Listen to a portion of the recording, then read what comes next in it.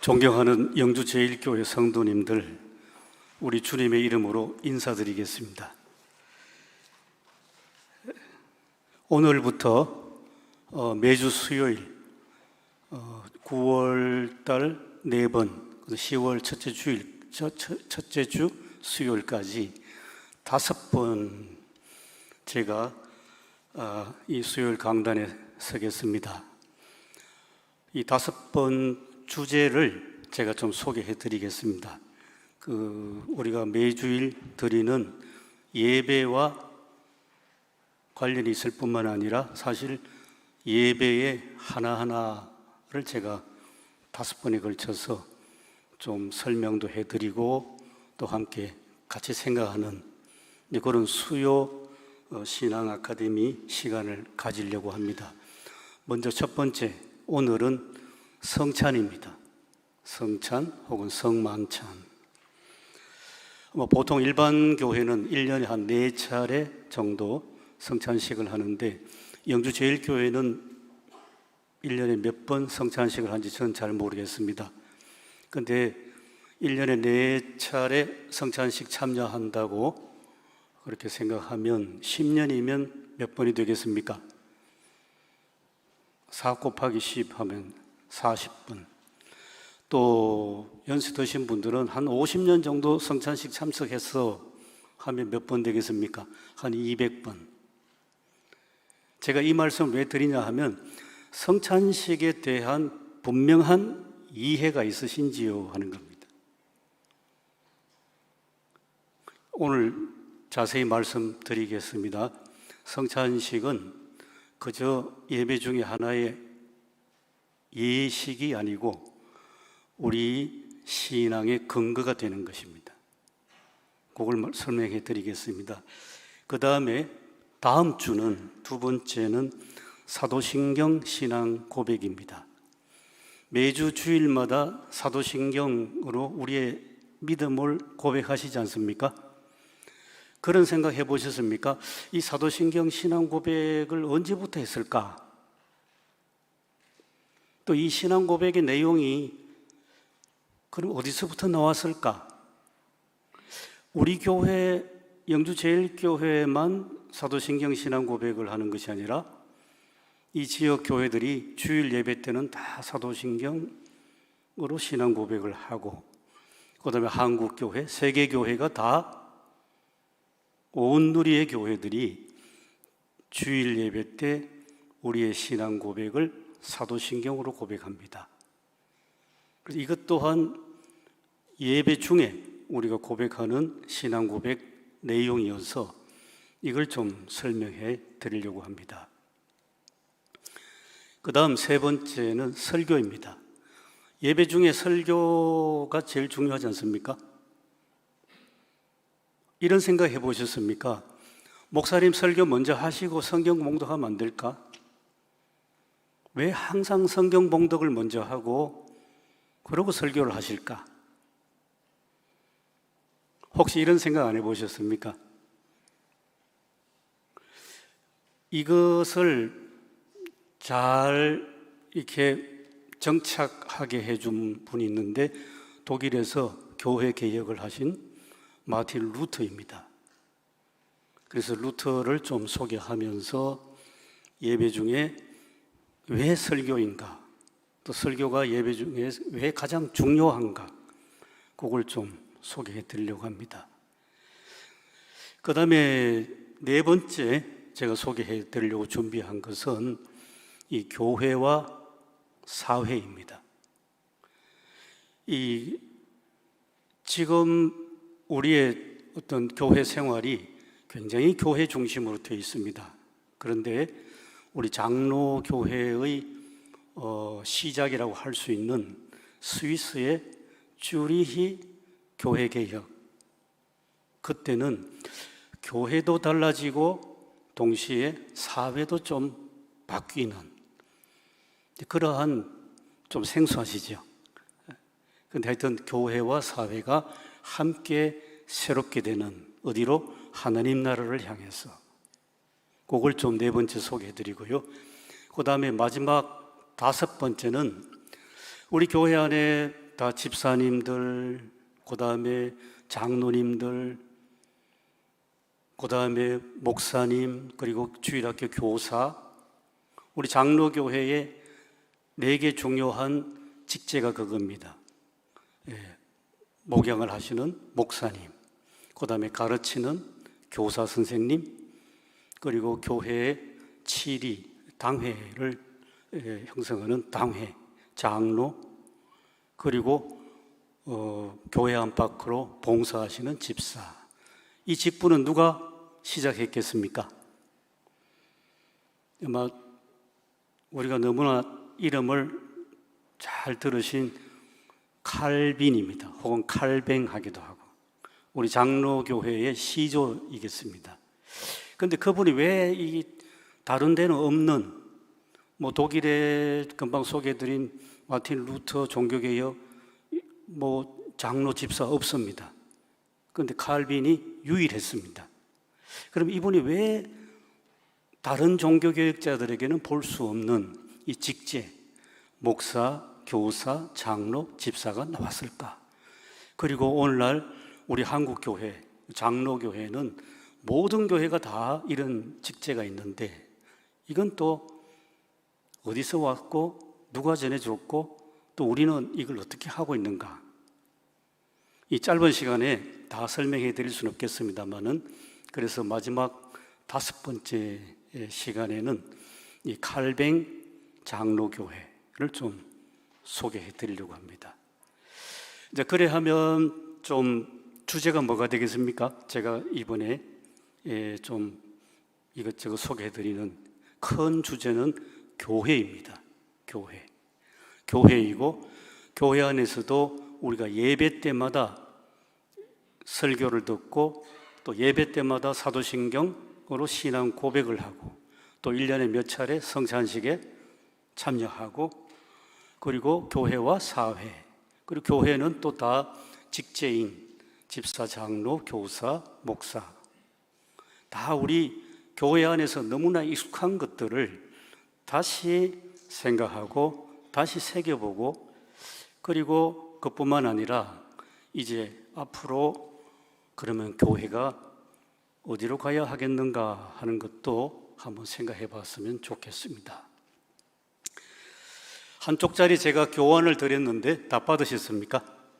그걸 보시면서 하십시다. 이제부터 제가 왜 이 주제, 교회라는 주제를 가지고 영주제일교회 성도님들과 함께 좀 생각도 하고 함께 좀 고민도 함께 나눠보고, 그리고 교회의 현주소도 짚어보고 또 앞으로 교회가 어디로 가야 할 것인가 또 같이 생각해 보려고 하는 것은, 그것은 함께 생각하십시다. 여기 맨 첫째 줄입니다. 코로나19 감염병입니다. 지나온 약 한 2년 6개월 동안 이 감염병이 교회 모임을 제한했습니다. 그리고 통제했습니다. 때로는 예배드리기도 굉장히 어려웠죠. 그래서 다 비대면 예배로 드리던 때도 있었습니다. 그래서 굉장히 불편했고 또 어떻게 될까 불안하기도 했지 않습니까? 그런 세월을 지나오다 보니까 거의 3년이 다 돼가는, 지금도 다 마스크를 쓰고 불편하게 이렇게 대면 예배로 돌아왔지만은 여전히 불편한 일상을 지내야 합니다. 그래서 교회에게 준 가장 큰 타격은, 그동안 우리 교회는, 전체 우리 한국 교회는 교회하면 모임입니다. 열심히 모였습니다. 또 많이 모이자고 그렇게 강조해 왔습니다. 주일 예배는 당연하고 이렇게 수요일 그리고 매일 새벽 기도까지 이 모이는 교회 중심, 이것이 한국 교회의 전통으로 자리 잡았지 않습니까? 그런데 코로나19가 이걸 단절시켜 버렸습니다. 그러니까 불안했습니다. 어떻게 될 것인가? 불안하니까 이게 위기 아닌가? 그런 생각을 하게 됐습니다. 그런데 코로나19를 지나는 동안에 우리 사회 현실이 많이 달라졌습니다. 그것은 공간에 대한 이해가 그 중에 하나라고 생각합니다. 교회에 모여서 대면 예배를 드리기 힘드니까 이제는 집에서 재택 예배를 드리게 되지 않았습니까? 유튜브를 통해서. 또 교회 모여서 성경 공부를 하는 대면 성경 공부가 힘드니까 이제는 어떻게 합니까? 이제는 소그룹으로 줌으로 성경 공부를 하는 그런 모임도 생겼습니다. 그러다 보니까 지금은 이 공간에 대한 이해가 두 개의 공간이 함께 병존하지 않습니까?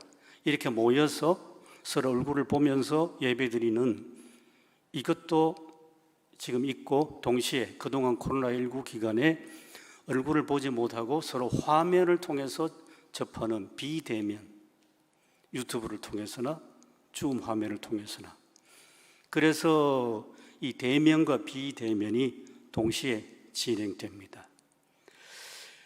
그런데 또 하나 더 있지 않습니까? 이 비대면이 다 뭐 부정적인 것만 아니고 괜찮은 점도 있는 걸 봤습니다.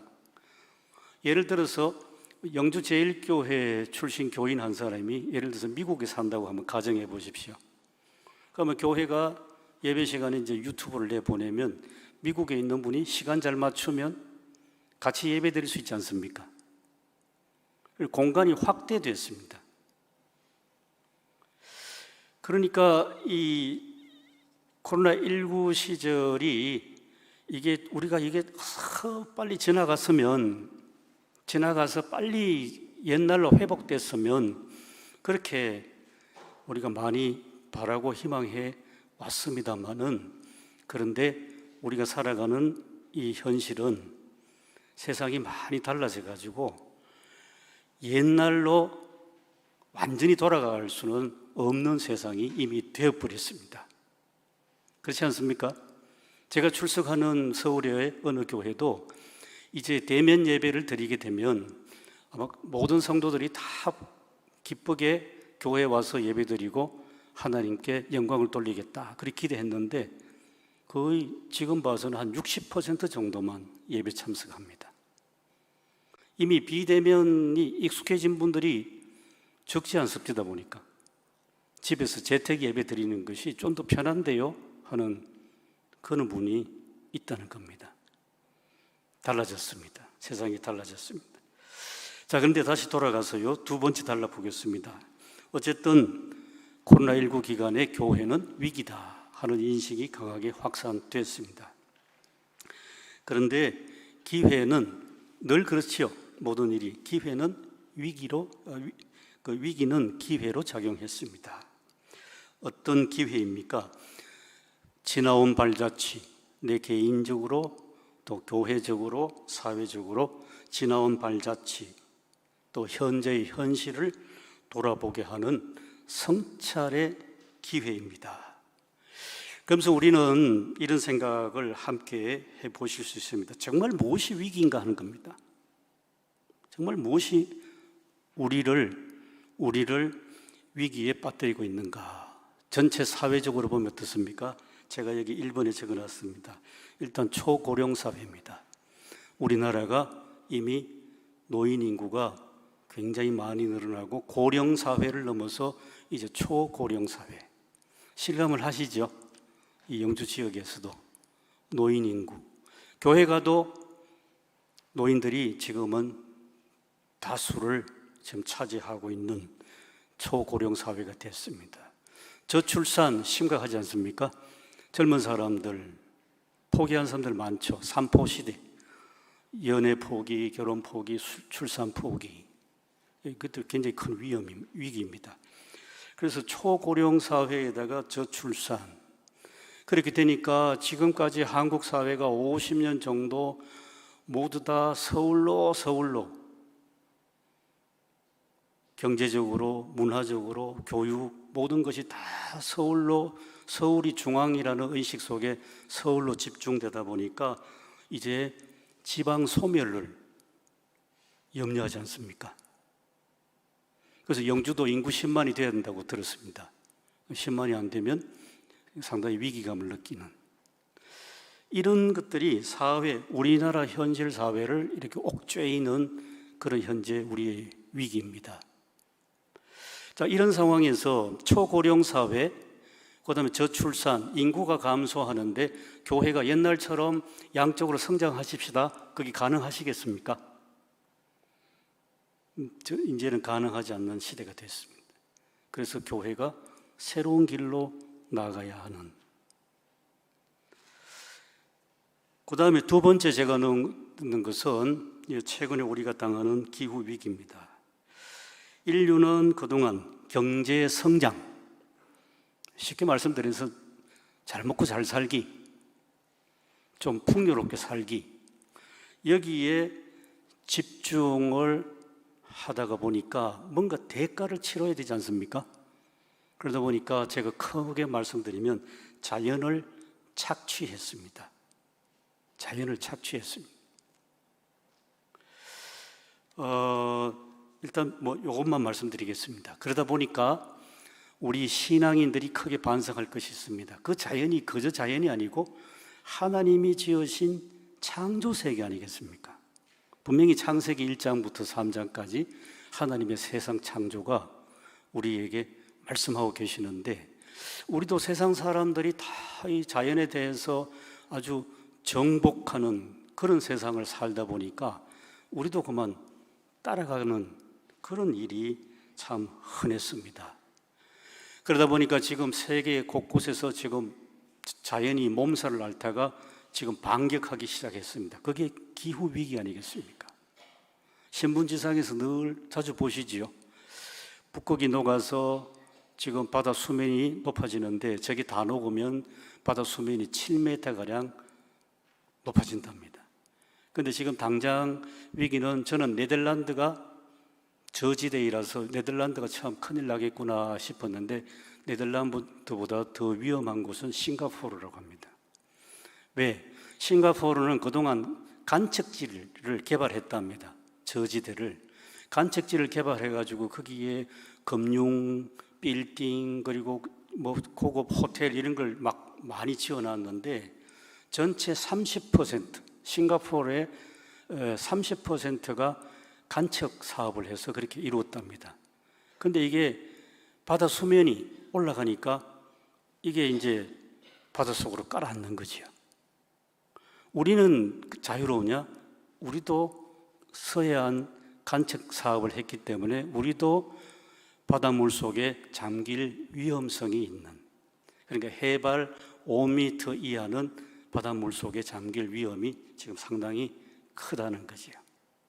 그 다음에 올해 봄 들어서 산불은 어떻습니까? 울진, 거대한 산불, 또 밀양의 산불, 이런 산불도 기후 위기를 우리에게 지금 계속 경고해주고 있는 것입니다. 이것이 위기입니다. 이것이 우리가 살아가는 위기이죠. 자, 그런 우리가 세상 현실, 변화된 현실, 코로나19에 우리는 거기에 막 이것만 빨리 지나가면 좋겠다고 생각했는데 오히려 사회 현실은 오히려 정말 이런 위기가 있었고, 그리고 인류 전체가 생존 위기는 기후 위기가 점점 더 심각하구나. 그게 우리가 신앙적으로 경각심을 가져야 할 그러한 기후 위기가 됐습니다. 그다음 마지막 세 번째, 그런 상황에서 한국교회는 그동안 한 50년 정도 경제 제일주의, 우리나라가 경제 개발을 막 하는 동안에 교회도 경제 개발, 경제 성장, 우리도 한번 잘 살아봅시다, 새벽종이 울렸습니다, 노래 많이 했지 않습니까? 저도 그런 노래를 하면서 자랐습니다. 그래서 경제 성장에 발맞추는 교회의 성장을 추구했습니다. 교인 수가 늘어나고 교회 재정이 늘어나는 성장입니다. 그런데 금방 우리가 함께 공유했습니다마는 그러한 성장 시대는 이제 지나갔습니다. 너무 우울한 말씀을 드려서 죄송합니다. 그런데요, 2번으로 가보십니다. 그래서 새로운 시대. 그렇지만 하나님은 여전히 세상을 사랑하셔서 독생자를 이 세상에 보내셨지 않습니까? 하나님은 여전히 이 세상을 사랑하십니다. 그래서 새 포도주를 새 부대에 넣어야 할 때가 지금이라고 믿습니다. 마태복음 9장 17절. 어떻게? 우리 신학을 공부한, 그리고 조금이라도 어떤 신학을 조금 강의를 들은 분들은 참 익숙한 단어입니다만 어떻게 해야 되냐? 근원으로 돌아갑시다. 근원으로 돌아가는 것은 내용은 예수 그리스도의 복음입니다. 근원으로 돌아갑시다. 구체적으로 다시 복음으로. 너무 추상적인 그런 제가 말씀을 드린 것 같아서 지금 영주제일교회에서 하고 있는 일을 너무나 잘 아시는데요. 그걸 제가 또 어떻게 보면 또 소개하는 것이 아니라 같이 한번 확인하는 걸 하겠습니다. 근원으로, 복음으로, 이 복음을 지금 이 시대에 어떻게 하면 효과적으로 전하고 복음을 어떻게 하면 자라나는 세대에게 교육시킬 수 있을까? 그런 고민을 하다가 나온 것이 어와나입니다. 잘 아시지요? 어와나가 어디서 왔습니까? 성경 보면 디모데후서 2장 15절, 부끄러울 것이 없는 인정된 일꾼. 영어 단어 첫 음절을 다 가져와 가지고 그래서 지어서 어와나라고 했습니다. 영주제일교회는 어떻게 하신지 모르겠습니다만은 속초에 가면 속초중앙교회가 있습니다. 속초중앙교회는 한 10년 정도 어와나 교육을 했는데 그걸 좀 소개해드리면 영주제일교회하고 같이 맞물릴 것 같습니다. 원리가 5가지 아닙니까? 어와나가 복음, 그 다음에 성경 구절 암송, 그리고 어떻게 재미있게 그래서 게임을 합니다. 그 다음에 일꾼, 헌신. 어떤 일꾼이냐? 1등 하는 것이 아니라 헌신하는 일꾼으로. 이걸 통해서 결국은 리더십, 지도력을 훈련하는 겁니다. 이게 어와나의 5가지 원리입니다. 자, 원리인데, 근데 속초중앙교회를 좀 소개해드리면요. 기존 주일학교는 영주제일교회도 그렇죠. 기존 주일학교는 그대로 있는데 어와나 클럽을 만들었습니다. 그리고 속초중앙교회는 어와나 클럽이 매주 화요일에 모입니다. 화요일에 모이는 이유가 있습니다. 그것은 어와나 클럽에 들어오는 연령이 거기 속초중앙교회는 2개의 클럽이 있는데 하나는 7살부터 초등학교 2학년까지 아이들입니다. 그러면 교회에 오려면 누가 데리고 와야 되겠습니까? 엄마가 데려와야 되겠죠. 그래서 화요일 날 모이는 겁니다. 엄마들도 모이고 어와나 클럽 저학년 아이들도 모이고 그렇게 해서 엄마가 어와나 클럽에 다니는 아이들을 데리고 오면 아이들은 아이들대로 어와나 클럽에 들어가고 엄마들은 엄마들의 프로그램 성경 공부를 하고 그 다음에 또 한 클럽이 있습니다. 그건 초등학교 3학년부터 초등학교 6학년까지입니다. 똑같은 방식으로 엄마가 아이를 데리고 와서 아이들은 아이들 프로그램하고 엄마는 엄마들의 모임을 갖고 그렇게 하니까 양쪽이 다 활성화됩니다. 다시 돌아가서 말씀드리면 핵심은 복음입니다. 복음, 하나님 말씀인 성경인데 그런데 교실 수업으로 하지 않고 재미있는 게임으로 전달하는 새로운 교회 교육 방식이 이제 어와나라는 방식으로 나온 거 아니겠습니까? 이런 식입니다. 본질은 여전히 본질입니다. 원리는 원리입니다. 그런데 새로운 시대에 오면 그 원리를, 그 본질을 새로운 형태로 소개하고 새로운 형태로 가르치는 그것이 말씀드린 것처럼 근원으로 하는 겁니다. 근원으로. 복음은 변치 않습니다. 복음의 능력이 새로운 형태로 나타나는 것. 제가 이제부터 좀 소개하는 건요, 2번으로, 교환 2번으로 가셔서 1번으로 쓴 게 예수 그리스도, 어떤 예수 그리스도냐? 몸으로 부활하신 예수님이 제자들에게 나타나신 사건이 우리 그리스도교의 씨앗입니다. 한번 곰곰이 생각, 나의 신앙의 근원이 어디 있을까? 오늘 누가복음 24장 3절 이하 읽었습니다. 크게 봤을 때 제자들이 몇 년 동안이나 예수님을 따라다녔는데, 그리고 요한복음 11장에 보면 예수님이 분명히 나는 부활이요 생명이다 말씀하셨는데, 그럼에도 불구하고 누가복음 24장에 예수님이 부활하셨는데 그 부활을 제자들이 처음에 믿었습니까? 안 믿었습니까? 보신 대로.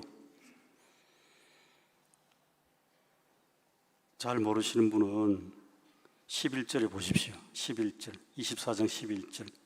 사도들은 그들의 여인들의 말이 어떠한 듯이 들렸다 했습니까? 흩어난 듯이 들려. 헛소리 하지 말라는 겁니다. 헛소리로 들려가지고 그 다음 어떻게 됐습니까? 그래서 믿지 아니했다 했습니다. 자, 예수님을 그렇게 따라다녔는데, 그런데 예수님이 나는 부활이요 생명이다까지 그렇게 말씀하셨음에도 불구하고 예수님이 부활하셨는데 제자들은 그 부활을 믿지 않았습니다. 어떻게 생각하십니까? 불신앙입니다. 불신앙.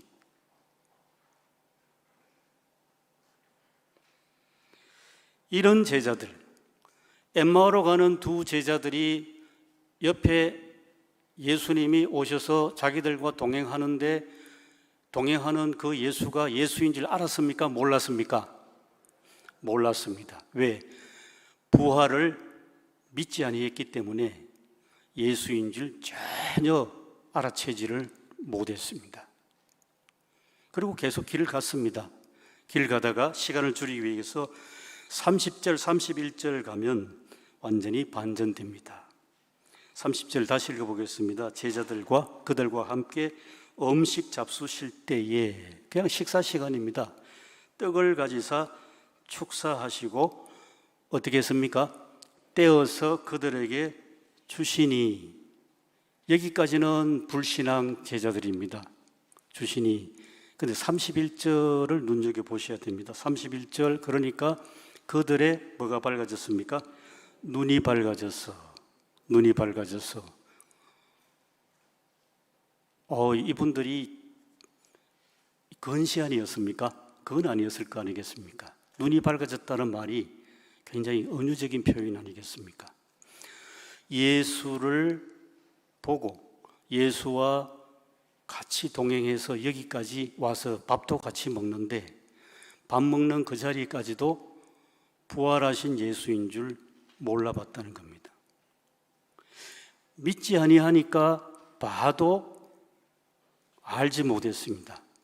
그런데 예수님이 떡을 떼어서 주시는 그 순간, 예수님이 떡을 떼어서 그들에게 주시는 그 순간 그들의 눈이 밝아져서 비로소 부활하신 예수를 알아봤다는 겁니다. 어떻게 잘 이해가 되십니까? 신앙은 뭡니까? 여기서 우리가 중요한 것을 얻습니다. 신앙은 내가 배워서 지식으로 아는 것이 신앙이 아니지요. 이 제자들을 봤을 때에 예수님을 3년 동안 따라다니면서 많은 것을 보고 배웠지 않습니까? 그런데도 부활하신 예수님을 몰라봤습니다. 보고 배워서 신앙이 오는 것이 아니고 성경 본문 그대로입니다.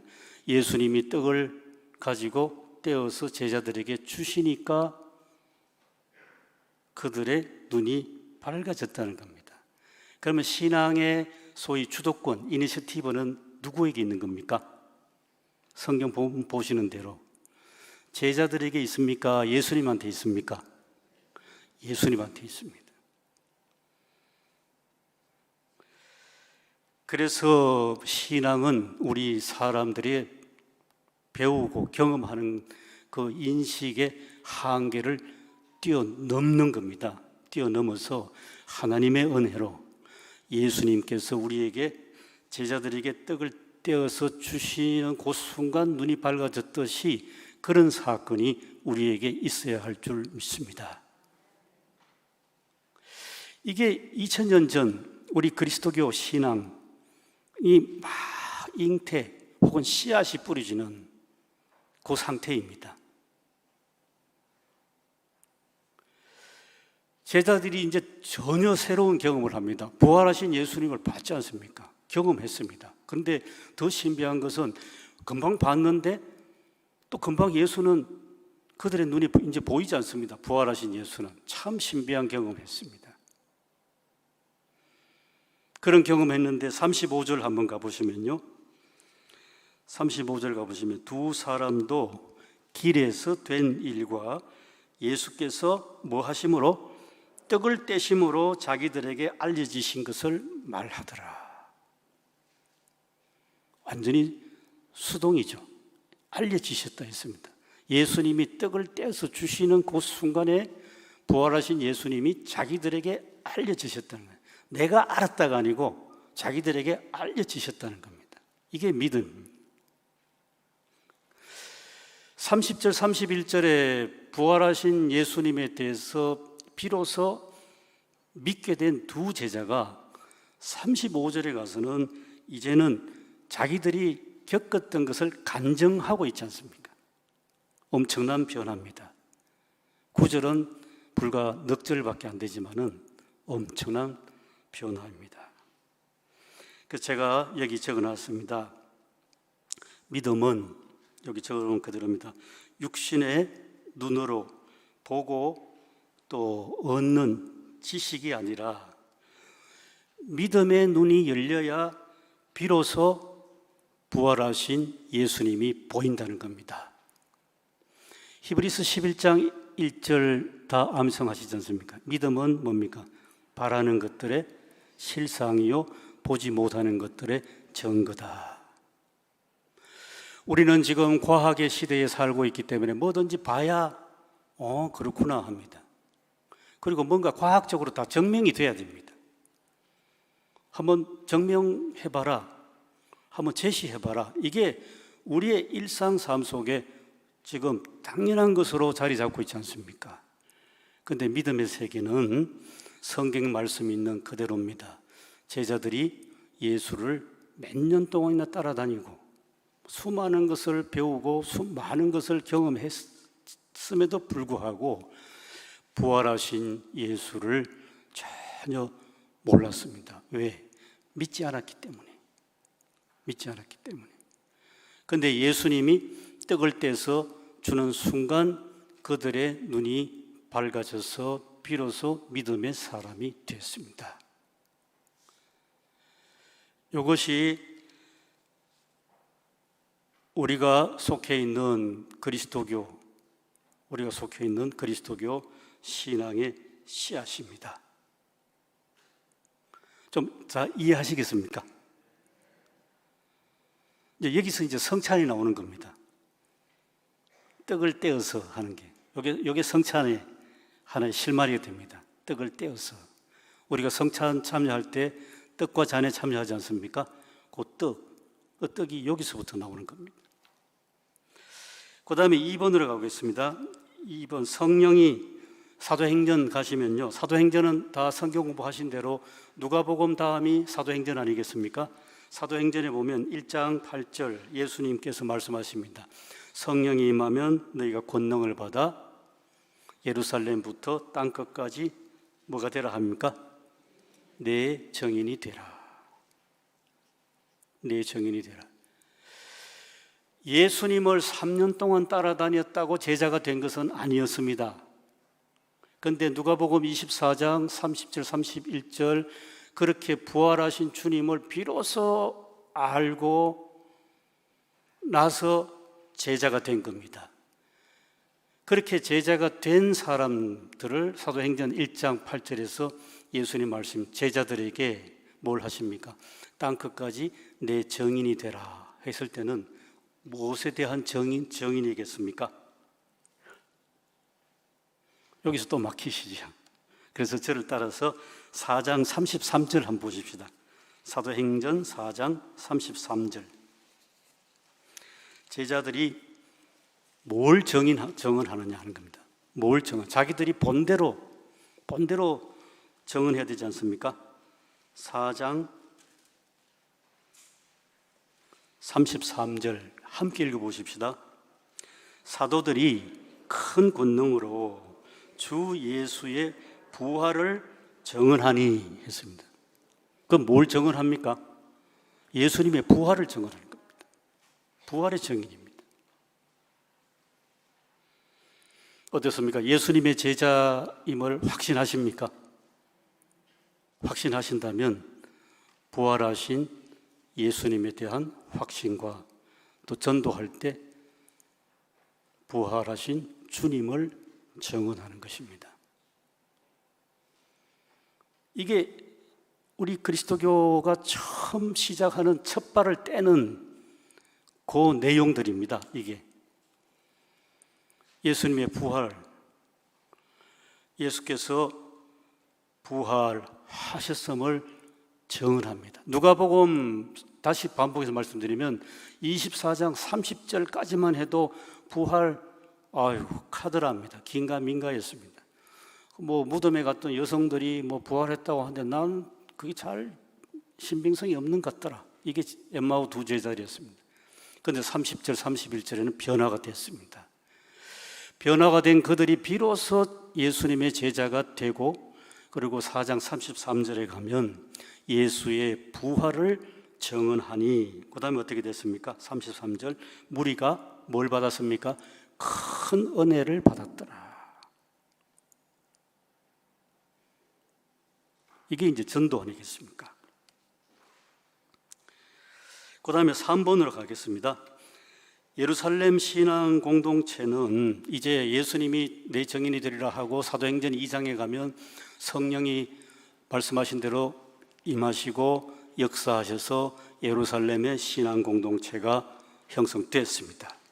돼서 사도행전 2장 42절 46절 보시면 이제는 익숙한 단어가 나오는데요. 저하고 같이 읽어보시겠습니다. 2장 42절, 그들이 사도의 가르침을 받아 서로 교제하고 떡을 떼며 나오죠. 이제 누가복음 24장 다른 기억나십니까? 예수님께서 뭘 떼주셨습니까? 떡을 떼서. 그런데 사도행전 2장 42절 다시 나옵니다. 떡을 떼며. 아마 누가복음 24장 30절 31절을 그냥 이렇게 지나가신 분들은 떡을 떼며, 교제도 하고 떡을 떼며 하니까 그냥 교제 속에 떡을 집어넣었습니다. 그렇겠지요. 그럼 서로 떡 나눠 먹나 보다, 그렇게 생각하실 것 같아요. 그래서 46절도 한번 가보십시다. 46절, 날마다 마음을 같이하여 성전에 모이기를 힘쓰고 집에서 뭘 뗍니까? 떡을 떼며 또 나옵니다. 제가 좀 직설적으로 설명해 드리면 사도행전 2장 42절 46절 떡을 떼며, 이것은 성찬의 시작입니다.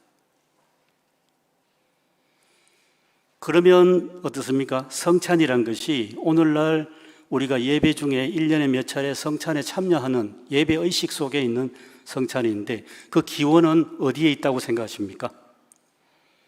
그 기원은 예수님의 부활. 예수님의 부활이 뭘로 부활했습니까? 몸으로 부활하셨죠. 몸으로 부활하신 그리스도의 몸을 나타내는 하나의, 영어로 하면 사인이 되는, 부활하신 주님의 몸에 사인이 되는 그 떡을 서로 뗀다는 것은, 그것은 고린도전서 12장 27절을 보면 교회는 뭐라 했습니까? 그리스도의 몸이죠. 이 몸입니다. 몸이란 것이 부활하신 몸. 그리고 우리는 그 몸에 뭐가 됐습니까? 지체가 됐죠. 성찬에 참여한다는 것이 뭡니까? 그리스도의 몸에 우리가 각각 지체가 되는 굉장히 중요한 이 참여가 성찬에 참여하는 겁니다. 하나의 몸과 여러 지체들. 고린도전서 12장에 보면 어떤 지체는 심장에 해당되고 어떤 지체는 팔에 해당되고 각각 다양합니다. 그렇지만 하나의 몸을 이룹니다. 이게 교회라는 겁니다. 이게 교회입니다. 그 성찬이, 다시 한번 말씀드리면, 성찬이 그냥 우리가 1년에 몇 차례 하는데 그냥 장로님들이 성찬 이렇게 분병분잡하실 때 우리가 참여하고 그냥 하나의 의식으로, 또 혹은 좀 더 진지한 신앙인들은 어떡합니까? 어떤지 성찬이 예수님의 십자가에 많이 집중되어 있습니다. 그런데 제가 말씀드리는 이 부분은 예수님의 십자가 이전에 부활하신, 그것도 몸으로 부활하신 주님이 제자들에게 떡을 떼어 주심으로써 비로소 부활하신 주님을 인식하신 것, 이것이 그리스도교의 씨앗도 되고 동시에 성찬의 기원은 결국 어디에 있는 겁니까? 예수님께 있는 겁니다. 성찬은.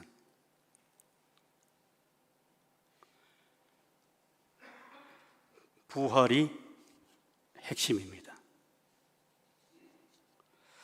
제가 써놓은 거 한번 읽어보겠습니다. 떡을 땜. 사도행전 2장 42절 46절. 떡을 땜이 예배의 성찬식으로 정착됐습니다. 성찬식의 떡을 땜은 몸으로 부활하신 예수 그리스도의 그 몸에 참여하는 사건입니다. 내가 예수 그리스도의 지체가 되었습니다. 부활이요 생명 되신 그 예수님의 지체가 되었다는 것은 나도 예수님 안에서 새로운 생명이 되었다는 중요한 고백이 있습니다. 그래서 교회가 뭡니까? 교회는 그리스도의 몸, 부활하신 그리스도의 몸이고 성도는 그 몸의 지체입니다. 이것이 우리 교회입니다.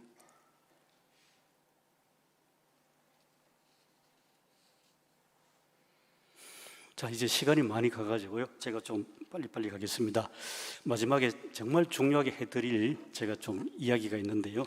3번으로 가십시다. 새 포도주를 이제 새 부대에 담으십시다. 새 시대 새로운 신앙입니다.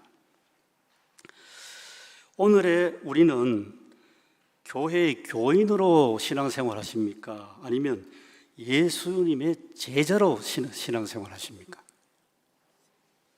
어느 쪽이십니까? 둘 다.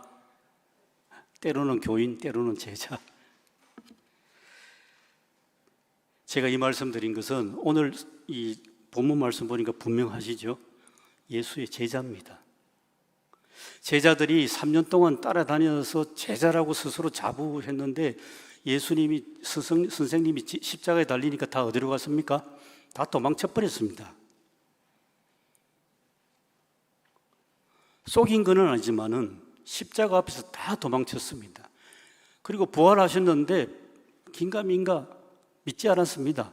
그런데 예수님이 다시 오셔가지고 그 제자들을 참 제자로 만들었지 않습니까? 우리에게도 그런 은혜가 있을 줄 믿습니다. 그동안의 한국교회는 좀 우리가 성찰적인 의미로 말씀드리면 전도하십시다. 어느 사이에 최근 한 40-50년 동안에 전도는 교회에 사람 데려오기입니다. 교인들은 많이 만들었습니다. 한때 한국교회가 800만, 1000만 했습니다. 그런데 그 교인들 중에서 예수님의 참 제자가 몇인가 하는 질문이죠. 정말 부활하신 주님을 확신하고 사도행전 4장 33절 오늘 말씀처럼 예수님의 부활을 정언했는가 하는 겁니다. 제자로서. 그래서 지금 이 세 수를 세 부대에 담아야 하는 오늘 우리 시점에서 다시 한번 우리 스스로 한번, 저도 마찬가지입니다, 한번 짚어 보는 시간 되면 좋겠습니다. 나는 제자로, 예수의 제자로 사는가, 아니면 그냥 교회 다니는 교인으로 사는가? 예수님은 우리를 제자로 부르십니다.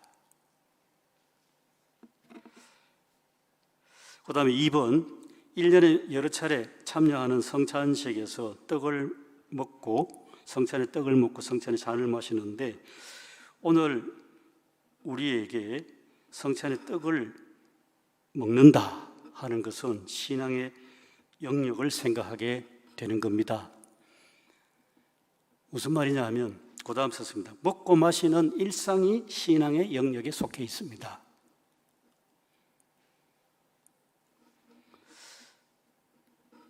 그동안 우리의 신앙은 교회 열심히 나오고 예배 잘 참석하고, 그리고 교회에서 좋은 신앙인이면 그걸로 좋다는 그런 형태로 많이 내려왔지 않습니까?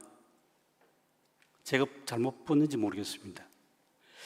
교회 바깥에서 어떻게 생활하는지 그것은 뭐 그렇게 최근에는 교회가 그렇게 관여할 바가 아니었습니다. 그런데 몸으로 부활하신 예수님, 그 부활하신 예수님을 정언하는 것은 어디에서? 우리의 먹고 마시는 일상 생활 속에서. 제가 우리 영주 지역에 한 신앙의 선조 한 분을 좀 마지막에 오늘 좀 소개해 드리려고 합니다. 아마 이름 석자 들으면 너무나 잘 아실 것 같습니다. 강병주 목사님. 잘 아시지요? 진주광시. 내매교회 내명학교에도 교장 선생님 하셨던 그런 분입니다. 그런데 이 강병주 목사님이 첫 목회를 어디서 하셨냐면 풍기 성례교회에서 하셨습니다. 한 10년 정도. 그분의 아드님이신 맞이죠. 강신명, 나중에 목사님이 되셨습니다. 강신명 청년 시절에 이 풍기 성례교회 청년으로 있으면서 동료를 300곡을 지었습니다. 그게 지금 책으로 남아 있습니다. 근데요, 제가 소개해 드리려고 하는 것은 우리의 신앙의 영역이 일상 속으로 먹고 마시는 쪽으로, 그걸 말씀드리는 것은 정확하게 말씀드려서 1929년부터 약 한 8년 정도 이 지역에 영주, 안동 영주 지역에 큰 운동이 있었는데요. 그건 뭐냐면 농촌 경제 살리기 운동이 있었습니다. 교회가 있습니다. 농촌 경제 살리기 운동. 배경을 말씀드리면 한 두세 가지 말씀드립니다. 첫 번째로 일제강점기입니다. 우리가 역사에서 배우신 대로 일제가 우리나라를 식민 지배하면서 당장의 땅을 빼앗는 작업을 했지 않습니까? 소위 동양척식 회사를 만들어가지고 전국의 토지를 다 청량을 했습니다. 청량을 해가지고 그때 우리나라는 뭐 정확한 소유 개념이 없었던 것 같습니다. 그러니까 땅은 내 땅이 아니지만 농사 지을 수 있는 도지권이 있었던 사람 많은데 일단 내 소유가 아니니까 그 청량해가지고 다 땅을 많이 빼앗겼습니다. 그래서 자기 스스로 농사 짓는 자작 농부들이 굉장히 많은 사람들이 소작농으로 떨어졌습니다. 그러니까 생활이 뭐 더 형편없지 않겠습니까? 그때는 다 농사 짓는 시절인데 이게 1920년대 초반까지입니다. 근데다가 이 예천, 영주 이쪽 지역으로 그 당시 1920년대 초반에는 가뭄, 그 다음에 병충해 이런 피해들이 많았습니다. 그러니까 농사가 잘 안 되는 겁니다. 더 가난하죠. 그러다 보니까 1925년, 26년 되면 아이고 이제 뭐 여기 농촌에 도저히 못 살겠습니다. 그래가지고 다 이제 요즘 우리하고 비슷한 것 같습니다. 이 지역을 떠나가지고 어디 장사하는 장사길로 가든지 서울로, 아니면 많은 사람들이 만주로 갔습니다. 자, 그러한 때에 하나 더 어려운 게 있습니다. 이 지역에 1925년부터 공산당이 들어왔습니다. 고려공산당. 특히 풍기, 안동 이 지역은 고려공산당의 활동이 아주 강했습니다. 공산당은 그때도 교회하고 적대적 관계입니다. 적대적 관계. 그런데 그 공산당이 가만히 있지 않고, 특히 풍기에서는 그 공산당 당원들이 이제 소작쟁의를 하는 겁니다. 소작인들하고. 그 소작쟁의를 한다는 것은 곧 일제에게 맞서는 거거든요. 자, 그런 참 어렵고 참담한 시절에 우리 교단 총회, 특별히 우리 여기 영주, 풍기, 그리고 안동 지역 경안노회입니다. 경안노회도 1929년에 농촌부를 만들었습니다. 만들어서 농촌부 총무를 누가 했냐면 강병주 목사님이 하셨습니다. 말씀드린 것처럼 어떻게 하든지 농촌이 살아야 농촌 교회가 산다는 겁니다. 아주 간단하지요. 농촌이 살아야 농촌 교회가 산다. 그리고 많은 농촌 사람들이 지금 이 지역을 떠나버렸는데, 이 경제가 살아나야 다시 농촌으로 사람들이 올 게 아니냐. 1920년대 후반도 그런 현실이었습니다. 이 지역에. 그래서 강병주 목사님이 농촌부 총무, 경안노회 농촌부 총무로 있으면서 이 농서 5권 계획을 했는데요. 첫 번째가 쌀 농사, 단위 면적당 쌀 농사 지어서 벼 수확이 많이 나는 그 농사법을 직접 쓰셨습니다. 그게 첫 번째고요. 두 번째는 그때도 여전히 다 이제 벼농사 중심이니까 이 시골에는 현금 돈이 없었습니다. 그래서 강병주 목사님이 또 생각하시면 어떻게 하면 농촌에 좀 돈이 돌게 할까, 현금이. 그래가지고 딱 생각해 보니까 채소는 빠르지 않습니까? 씨 뿌리고 키우고 하면 한 달 키우면 시장에 갖다 파니까요. 그렇게 해서 채소 농사법을 두 번째 책으로 씁니다. 세 번째는 양잠. 길게 말씀드릴 수 있겠습니다만 저는 여기까지 하겠습니다. 이게 뭐겠습니까? 목사님의 목회 영역이 그때 그 시절에는 교회 울타리 안에 있지 않았다는 거죠. 이 지역에 어떻게 하면 이 농민들이 농촌이 살아날까? 농촌이 살아야 농촌 교회가 산다. 바로 요겁니다. 그래서 이제 오늘 제가 말씀드린 거하고 좀 연결해서 말씀드리면, 몸으로 부활하신 예수 그리스도, 몸에 대한 이해가 그저 추상적도 아니고 그냥 몸뚱아리가 아닙니다. 사람의 몸을 둘러싸고 있는 게 뭐겠습니까? 이 환경 아니겠습니까? 자연환경. 아까 말씀드린 기후위기도 다 우리 몸을 확산하면 기후위기까지 나가지 않습니까? 흔히 하시는 말씀으로 신토불이, 사람의 몸과 땅이 분리되지 않죠. 이미 다 경험하신 거 아니십니까? 이 농토가 농약을 막 쳐가지고 처음에는 소출이 많다가 점점 줄어들고, 그다음에 이제 농토가 하여튼 이런저런 이유로 병약해지면 거기서 나는, 그 땅에서 나는 곡식을 먹거나 야채를 먹는 사람의 몸이 어떻습니까? 해롭지요. 그래서 신토불이라고 생각합니다. 이게 다 몸의 영역 아니겠습니까? 건강, 그 다음에 경제, 그 다음에 우리 살아가는 삶의 영역, 이런 것들이 다 몸의 영역입니다. 그래서 전체적으로 말씀드리면 근원으로 돌아갑시다.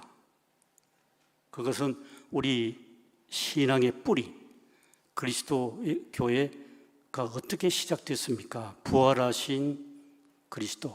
그런데 그 부활은 몸으로 부활하셨습니다.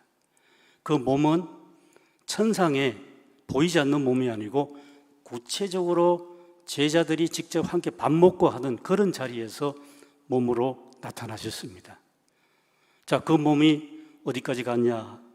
지금은 제가 예로 말씀드린 것처럼 강병주 목사님 말씀드렸습니다.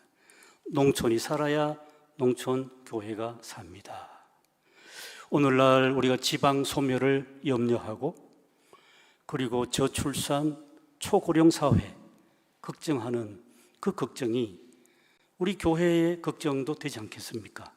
그래서 그 문제들을 같이 해결하면서 교회도 새롭게 부흥하는 그런 역사가 일어나기를 간절히 기원합니다. 한번 기도드리겠습니다. 살아계신 아버지 하나님, 예수님을 죽은 자 가운데서 다시 살리사 부활케 하신 줄 믿습니다. 그 살아계신 하나님께서 오늘날까지 100년 이상 영주 제1교회를 통해서 역사하신 줄 믿습니다. 이 교회를 통해서 이제 부활하신 그리스도의 능력이 성령의 역사로 크게 드러나고 새로운 역사로 일어나게 해 주시옵소서. 예수님 귀하신 이름으로 기도드렸습니다. 아멘.